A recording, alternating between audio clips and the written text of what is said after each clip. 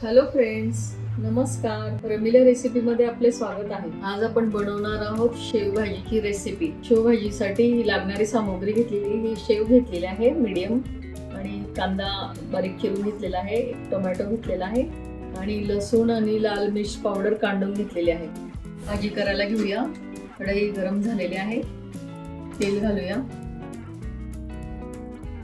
Instant अशी शेवभाजी मस्त सगळ्यांना आवडते. शेवभाजी लहानांपासून मोठ्यांना.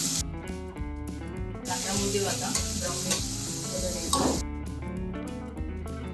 खलबत्त्यातलं चटणीचं पाणी आहे ते घालूया. थोडं लसूण आणि तिखट बारीक केलेलं आहे तर ते पाणी घातलं. थोडं ती ग्रेव्ही होऊ देऊ आपण जरा 10 मिनिटं.